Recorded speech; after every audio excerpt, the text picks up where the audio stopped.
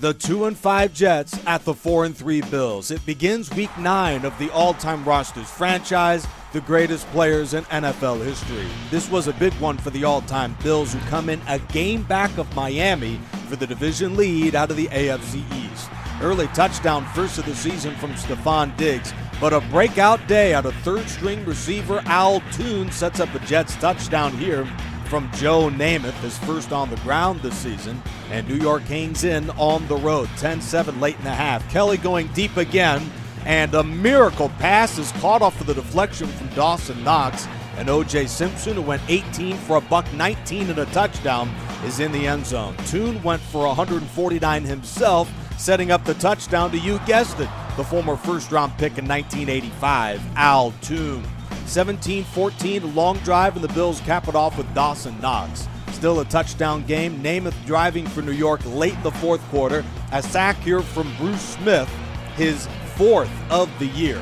Then after a pass to Toon, Joe Namath in the clutch, as good as anybody, but not on this day, as on a third down he's picked off by AFL champion George Sames to seal the Buffalo win. The Bills are now 5-3. The Jets, fluttering in the AFC East, fall to 2-6. 31-17 Buffalo, and a big day today out of the Jets, Al Toon. And now a winner-take-first game out of the NFC South between 3-4 Tampa Bay and 4-4 New Orleans. Very little offense in this one with the backup quarterbacks in. Tom Brady out with a herniated disc. It's Doug Williams, who was sacked 5 times on the day. Drew Brees out 3 weeks with broken ribs. And his backup Archie Manning throws a pick to Donnie Abraham, his second of the year. But the Bucs couldn't capitalize with 7. Instead, a field goal keeps New Orleans in the game. Can Archie Manning march him 82 yards to win it in the Bayou? Marcus Colston with a big catch. First down to Jimmy Graham of 18. But with a bit over a minute left in the fourth, Manning throws an incompletion here to Alvin Kamara. Then his fourth down pass was right into coverage and knocked away by the defense, Brian Kelly. The Bucs snap a 4-game slide with a big win on the road to take first place in the NFC South, led by Doug Williams, who did just enough to win this one. Meanwhile, the all-time Atlanta Falcons have lost 5 games in a row, and it didn't get any easier against the vaunted all-time Indianapolis-Baltimore Colts. And, of course, when the ball doesn't bounce your way, it's pretty tough to win. T.Y. Hilton, off of the near interception from Scott Case, makes the grab in the end zone for the Colts. It was that sort of day for Atlanta as they lose on the road by 14. Dallas beat the Eagles last week to take the tiebreaker for first in the NFC East. They battle a pesky club in Seattle today out of Arlington. Opening drive, the playmaker reels it in to set up a Roger Staubach 2-yard rushing touchdown and a 10-0 lead at halftime. Seattle begins the third quarter with a 3-and-out, and the Cowboys would punch it in. 25-yard rushing touchdown, 5th of the year from Emmitt Smith. A prayer on 4th and long, this to keep him alive, and Doug Baldwin reels it in. And then the defense makes a play in for the injured Julian Peterson. It's Lofa Tutupu with the big play in his first start of the season, there for the interception. Can Seattle punch it in? The answer is just a field goal, not quite the 7 they needed. And then the Cowboys would run out the remainder of the clock to win this one 17-10. Cowboys have won 3 in a row. Game of the week in Arrowhead between the all-time Dolphins, first in the AFC East, and Kansas City, first in the AFC West. We begin with a long Chiefs drive ending with a touchdown to Jamal Charles. He was one of the many touchdown scorers in the game last week against the Chargers, in which KC won a week ago 36-0. Mark Clayton reels in a deep ball from his former teammate Marino, setting up the Williams touchdown. The next drive ends with another Miami score, a Will Allen pick six. Chiefs are down by 10, but their quarterback got more confident, not less, off the turnover as he launches a deep ball to Tyreek Hill for a big pass, longest of the day. That's a gain of 50, but he would break his jaw on the play. He'll miss the critical game in 2 weeks at the Patriots. So down Tyreek Hill, the Chiefs have to lean on some of their all-pro tight ends. Here is Tony Gonzalez. It's incredible to have 2 Hall of Fame tight ends at the disposal of Patrick Mahomes and join Kelsey. Taylor the catch, and then the aforementioned Kelsey from 29 in for the touchdown in front of the fans. Miami would counter with a touchdown themselves, number 2 of the day from Williams. Going into the fourth, Dolphins lead by a field goal. Mahomes on third down throws this one away, so Miami gets the ball up a field goal with a chance to win the game. Ricky Williams would have his best game of the season. After the Clayton catch and the Williams first down, they need one more for the win, but couldn't do it, just by a hair. So Miami would settle for an Olindo Mare field goal to take a 6-point lead. Out of timeouts with under a minute left. Hero time for Mahomes, who is very comfortable finding his longtime teammate Travis Kelce. A huge catch and run for the Chief tight end, and the Chiefs have got to spike the football, and Mahomes just does it with 6 seconds to go. Second down, Mahomes throws one to the end zone for the win, and it's slapped away, but luckily for them, there's a second on the clock. So Mahomes gets one final chance. Launches one into coverage, and Otis Taylor caught it. Was he inbounds? The officials say yes. What a miraculous catch in the end zone from Taylor. As we check out the play again, he made the grab just as his feet were sliding, and just like Miami did against the Raiders a long time ago, in a sea of hands, Otis Taylor grabs it over them all for the game-winning Kansas City touchdown. One of the most ridiculous catches we've seen to cap one of the most memorable games of the year, as the all-time Chiefs improved to 7-1 with a riveting win against the Dolphins. Travis Kelce with a big day, and the Chiefs have won 7 games straight. From the nation's capital, this heavyweight battle had plenty of promise coming in between San Francisco and Washington. And as for the Redskins Commanders, losers of 4 in a row, they had to get off to a good start. Instead, Lott rocks Terry McLaurin in the first drive of the game, and somehow the ball stays in bounds. Wilcox with his first recovery of the day, and they'd punch it in a few plays later with Frank Gore, 14-0. And then Ball loses another fumble, and there's Wilcox again. T.O. scoring his 5th touchdown of the season here. A complete disaster as another fumble results in more points for San Francisco. A 20-yard fumble return from Merton Hanks. A complete disaster from Washington. 5 straight losses for the Redskins Commanders, this one by 24. The all-time Browns are starting to hit their stride, and they battle the winless all-time Texans in Houston today. Jim Brown with his 6th rushing touchdown of the year. That is tied for the most in football. And then while they are very good, a little luck doesn't hurt. Final play of the half, Collins over 2 defenders for the touchdown. A circus catch for Gary Collins to seal what is a monster Browns win. Their 6th of the year, led by a 294-yard day, most in the league, out of Hall of Famer Otto Grant. 34-10 Cleveland.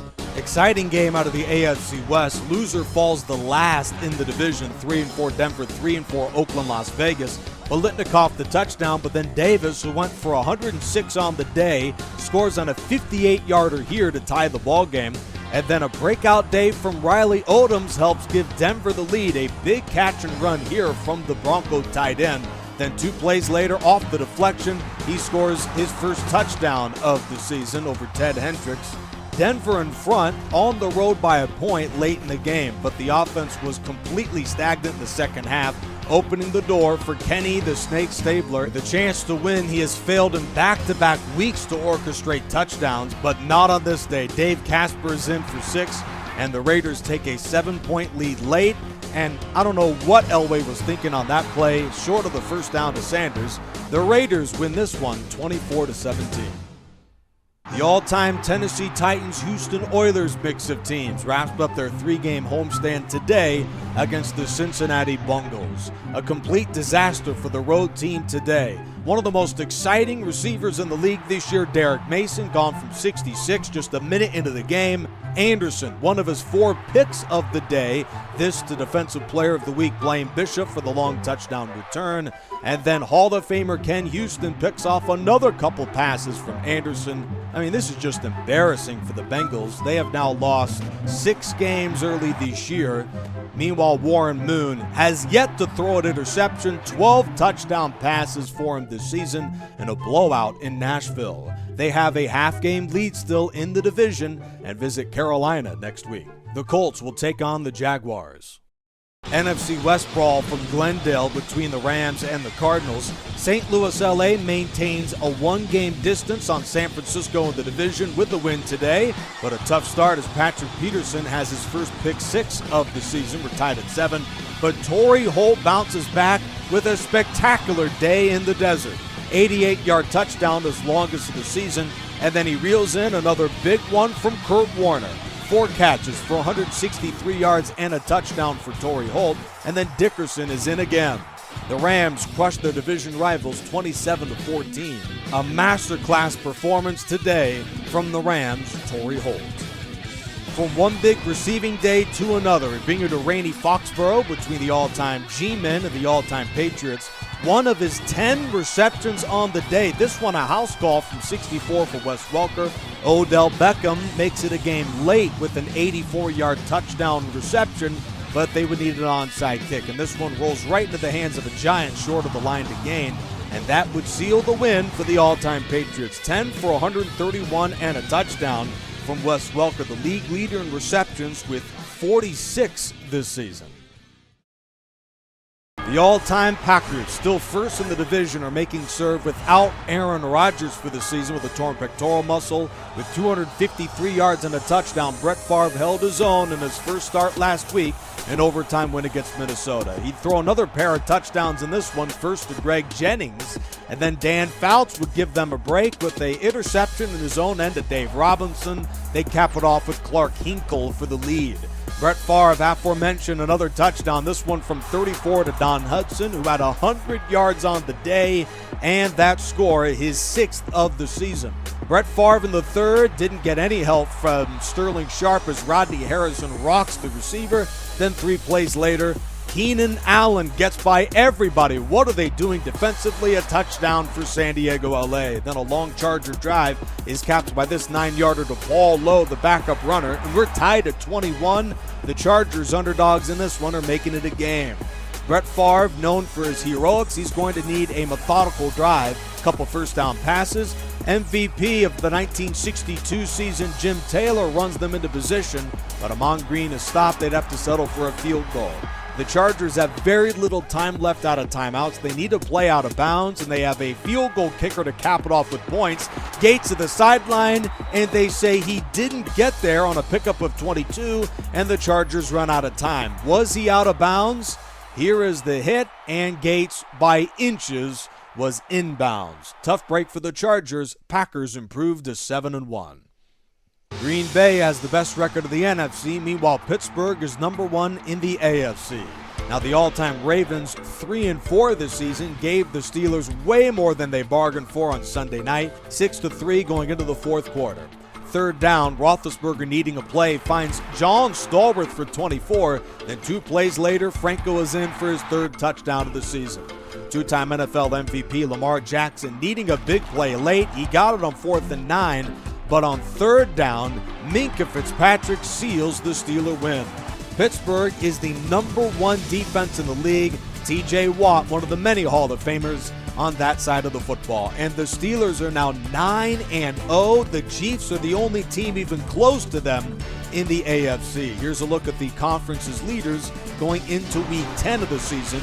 Meanwhile, the all-time Bears hope to maintain the number 2 record in the NFC. They battle the Eagles on Monday night. Just too many playmakers for the Eagles to handle. This is the Kansas Comet with a great return to begin, capped off by a goal field goal. Next drive ends with a Johnny Morris touchdown. Then the following drive, the Bears are back in the end zone. That's Brandon Marshall from 23. The Bears knock out the Eagles on Monday night, 20-9. Walter Payton is the league's leading rusher, 771 yards this season. Division leaders across the league. Buffalo at Dallas is a big one next week. Chiefs will take on the Broncos, leading the AFC West. Steelers in front out of the AFC North. And the all-time Titans-Oilers, number 1 of the AFC South. Doug Williams and the Bucs battle winless Houston next week. Big one of the NFC, Niners and Giants. Green Bay could lose the division lead if they don't beat the Vikings this week, and Dallas leads the NFC East. Here's a look at the complete schedule after Week 9 of the season. It was pretty good, but Week 10 should be the best week maybe of the whole season. Division games across the league and so many important games.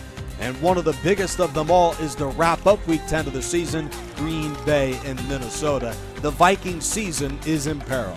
It was the sea of hands to close Week 9 of the season. Injury report tomorrow and much more of the All-Time Rosters franchise with Charger Dude 95.